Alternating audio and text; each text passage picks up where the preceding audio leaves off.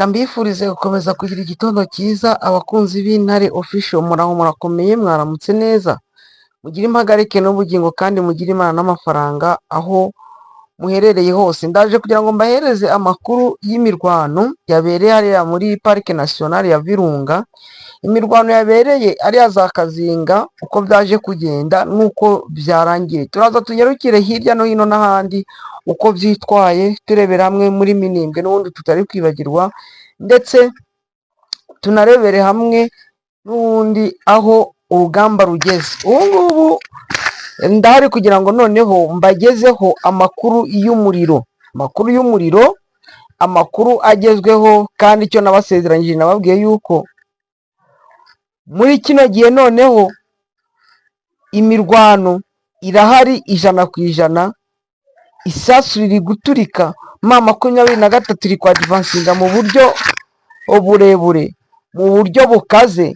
Nibyo nshaka kugira ngo n'ubundi abakunzi b'Intare Official tujye tubagezaho buri munsi. Nimutere inkunga Intare Official kuri 0798258830, niyo nimero zirahari zose, yaba iya Orange.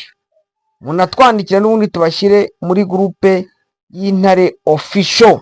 Aha, reka ntangire hano muri Masisi. Ni muri Masisi imirwano yahereye hariya muri za Bufamandu, imirwano yari ikomeye, imirwano aho M23 yari imaze iminsi 4 ihanganye n'ihuriro rya FARDC, FDL, Nyatura ndetse na APCLS. Okay, nuwango Nyatura, APCLS baba bari muri rya huriro rimwe rya Wazalendo. FDL nawe yamaze kujya mu ihuriro rya Wazalendo, ariko mwibaza FDL vous êtes les Wazalendo? Pourquoi mwigira Wazalendo? Est-ce que muri Wazalendo baheye? Ya. Imirwano rero yakomeje wera saa 12 z'ejo. Hariya Kazinga aho bita kuri headquarter cyangwa kuri Kije. Kije, quartier general ya regiment, aho yamaze kuba Tombe, ahari icyicaro gikuru, donc ahari umutima wa FARDC, ahari umutima na Wazalendo bazaga gukura udukoresho hariya kuri regiment ya FARDC, bamaze kuhabakura. Hariya Kazinga kuri headquarter yamaze kuba Tombe. Babwira ko hari ubudefense, nagenda basobanura, babwira ubudefense mu bigano byagiye bimakuru byagiye bitambuka, babwira ati aha naha habaye Tombe, aha naha habaye Tombe, ahari hasigaye ni kuri headquarter za regiment iri hariya Kazinga, naho hamaze kuba Tombe. Iriya ni regiment yari iyobowe n'uwitwa Colonel Moko, uyoboraga iriya regiment.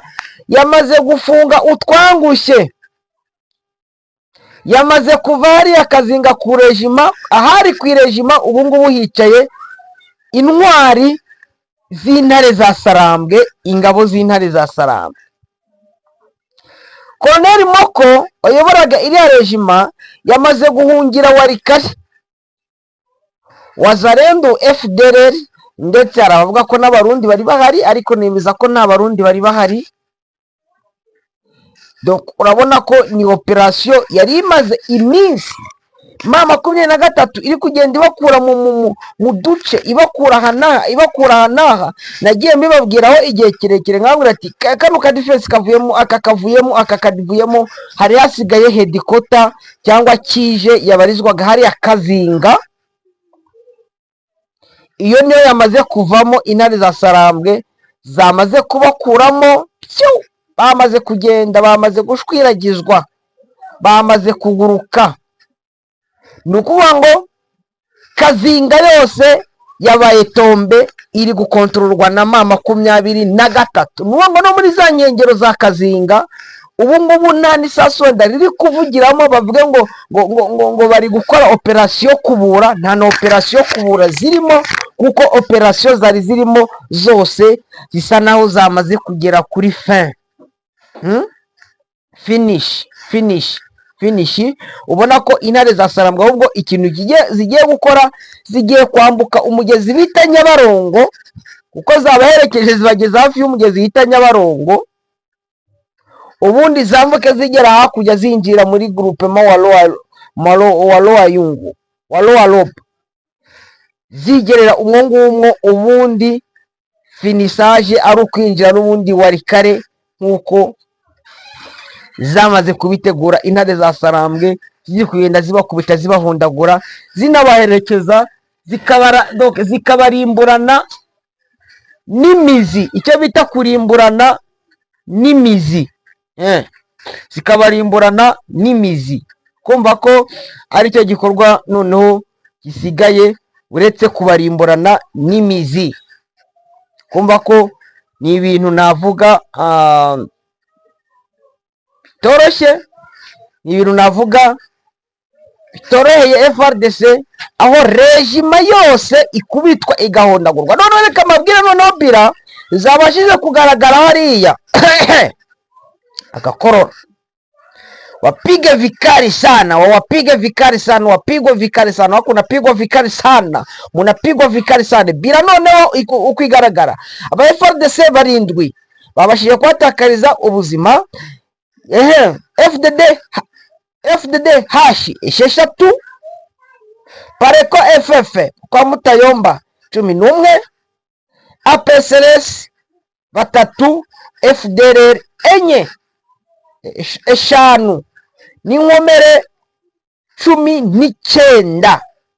Imbunda zahafatiwe RPG eshatu, AK47 14,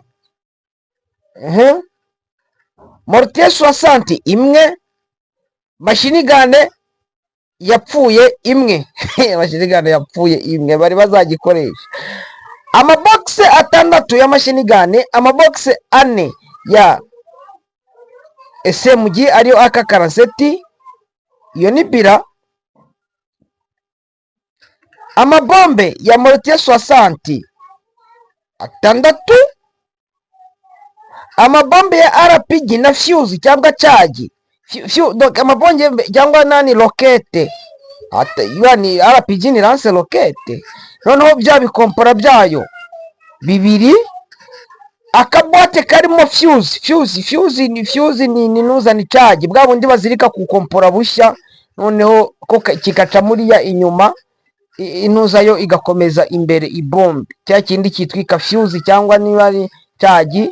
Akabuate kose ntabwo nzi ngo akabuate kaba karimo bungahe, wenda ababizi baza kutubwira muri comment. Abantu babaye abasirikare mwaza kutubwira muri comment muhati ngo ibuate ya fuse ni ari fuse ibirimo bungahe. Iyo niyo bira iri hariya. Abafashwe bakomeretse bamwe boherejwe mu bitaro za Kinigi,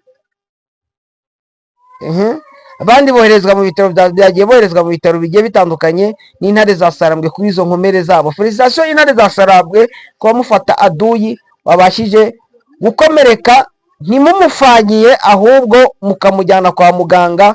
Ako niko kazi mukora rwose. Imana izagikomeza ibahembere kandi muzajya mugendana umugisha. Reka twikomereze rero twigire n'ubundi ku mirwano. Ni imirwano yabaye aho M23 AFC intare za Sarambwe bahanganye n'abarebere abamilisi bo muri Wazalendo. Ni umunsi w'ejo byihangane, ni umunsi w'ejo. Ino nkuru yabaye umunsi w'ejo, ariko ndahamya yuko nshobora kuba ari nge unayizanye nta bandi bari bayivuga, kuko ni ibintu byabaye usa nko byari muri Kabufico. Abantu bagiye babyumva bakumva makompora batazi ngo makompora nayiki. Ni ku muhanda uva Kiwanja Kanyabayonga, ariko hari abantu banyandikiye muri groupe barambwira ati ariko ngo Bemba ngo ko turi kumva ngo muri Rucuro harimo imirwano, ngo ni imirwano imeze ute. Je namanje nabasobanura uko ino mirwano nayo ntarayimenya. Iriya nani cleaning iri gukorerwa hariya muri Parike Nationale ya Virunga ndetse no muri Rucuro mu magroupema yose, ibyari birimo intare za Sarambwe ziri gukora operation kubura. Ntekereza ko yaba ari iyo ngiyo, ariko si iyo ngiyo. ariko niyo ngiyo yari irimo juste, ariko noneho ku muhanda Kiwanja Kanyabayonga aho bita Mabenga, Mabenga hari n'ikiraro cya Mabenga, ikiraro cya Mabenga kirahari, sibyo? Ikiraro cya Mabenga kirahari rwose.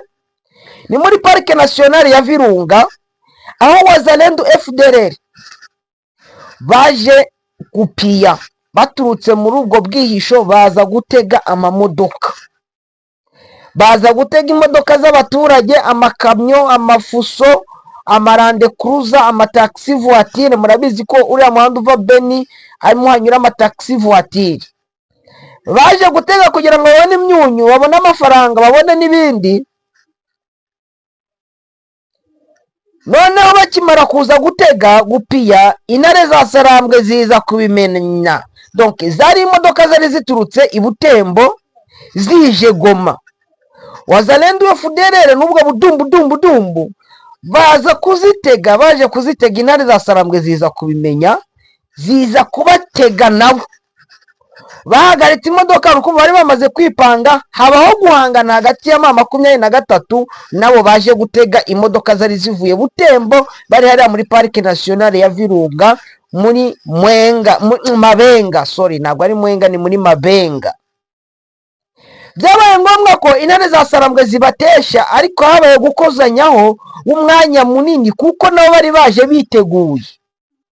Nta modoka nimwe yahiye, nta n'umuturage muri za modoka n'umwe wakomeretse, uretse abarwanyi bamwe. Kubatandukanya ntabwo byoroshye kuko gutandukanya ba Wazalendo nabo ba FDLR, donc izo za Mayimayi nizo za FDLR bari baje gutega, ariko abenshi bari ba FDLR, hapfuyemo 6. Bro 6 urumva harimo FDLR, harimo nizo za Wazalendo kuko Maiti haina Kabila. Izo Maiti rwose nakwemeza ko hazina Kabila, ni ukuvuga ngo zose doke nabo muri iryo huriro rimwe ry'abajura. Imirwano yabaye hagati y'amasaha 3. Ba bantu bari mu mamodoka bagiye baryama munsi y'amamodoka, ariko nta modoka yahiye, nta n'umuntu wari uri muri izo modoka wapfuye cyangwa ngo akomereke, uretse abarwanyi 6 muri Wazalendo, doke muri iyo huriro rya FDL na ba Wazalendo bapfuye. Felicitation tena ku ntare za Sarambwe muri Mwenga kubera kiriya gikorwa bakoze. Ubundi reka banze nababwiza ukuri, ngewe rwose ntabwo ari ukabeshya, ngewe Bemba ntabwo uriya muhanda uvuye Kiwanja uri kwerekera muri Mwenga, ko uri kwerekera Kanyabayonga, uraza ubona uyu uvuye hariya ku kiraro, ni ikiraro kinini, ubona ari umuhanda, ari ishyamba, ku buryo umuhanda urambuye uragenda ugafatiraho, ku buryo ukagenda hafi isaha ari ahantu harambuye gusa, kandi ari muri Parike ya Virunga, utarabona inzu, utarabona umuntu.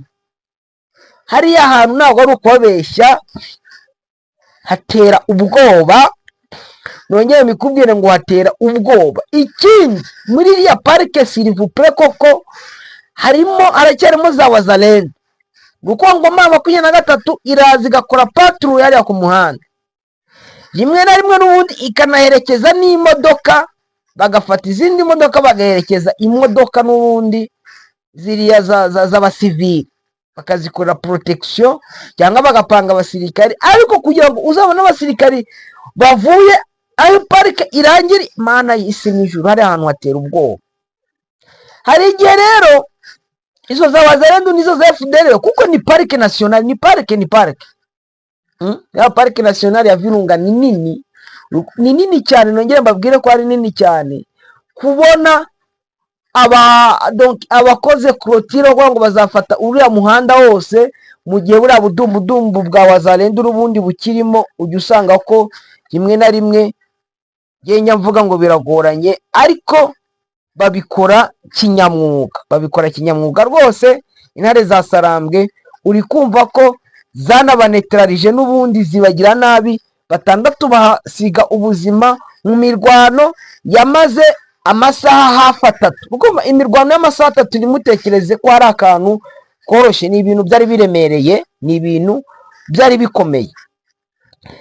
Reka urukumva ko aho ngaho wenda niho navuga byari bimeze nabi, kumva narazaza muri Masisi nkuko navuze n'ahangaha muri Rucuru.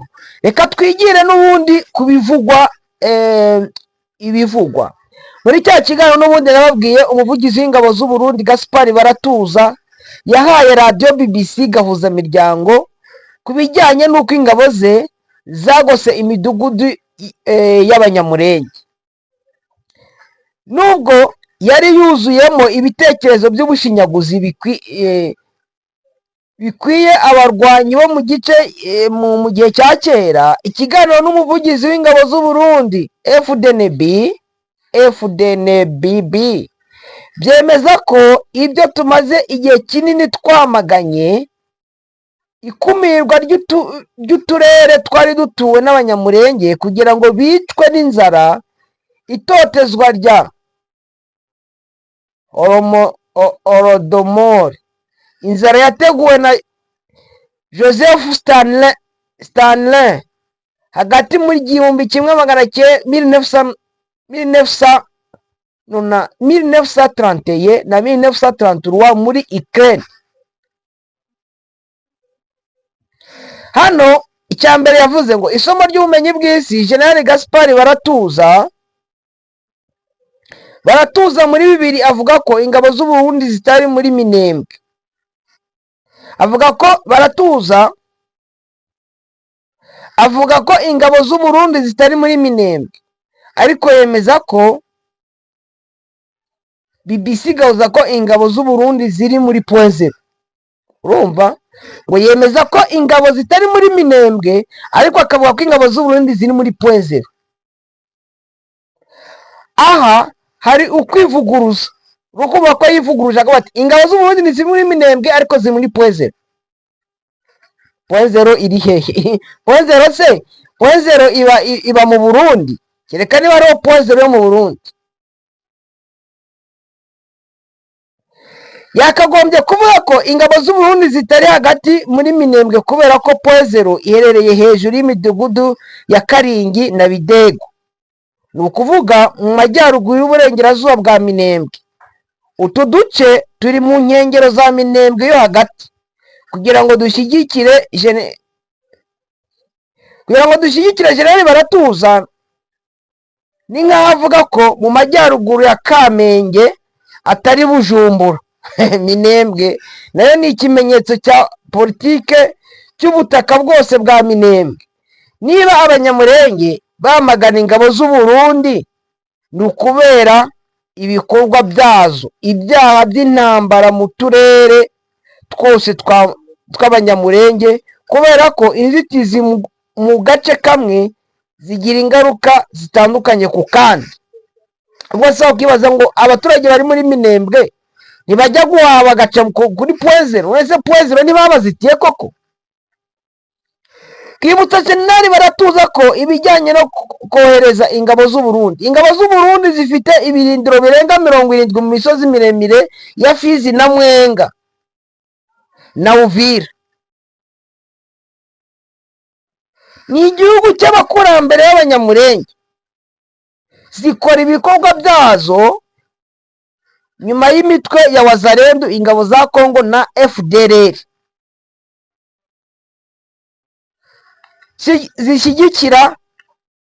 Zishyigikira kandi ibirindiro bikikije Minembwe, aho bita Kicura, Babegwa, Kabanju, Musika, Mwibumba, Murima, Kipupu. Ni ibirometero 25 uvuye Minembwe. Mu gushyigikira imitwe ya gisirikare, ingabo z'u Burundi zigomba kwemera ko zihari binyuze mu mashyirahamwe n'abafatanyabikorwa bazo n'abo bakorera. Mu kiganiro General Baratuza ntahakana ko ingabo z'u Burundi zoherejwe mu mikarati Mutenja na Kigazura zose ziherereye hafi y'Imikenke mu nkengero z'agace ka Minembwe. Amagambo ya Jenerali Baratuza ni umusaruro w'uburiganya bw'abatazi aho umutekano uherereye n'aho uherereye. Inzitizi z'ubutabazi mu rwego rwo kwemeza ibibazo by'umutekano kuri Bujumbura.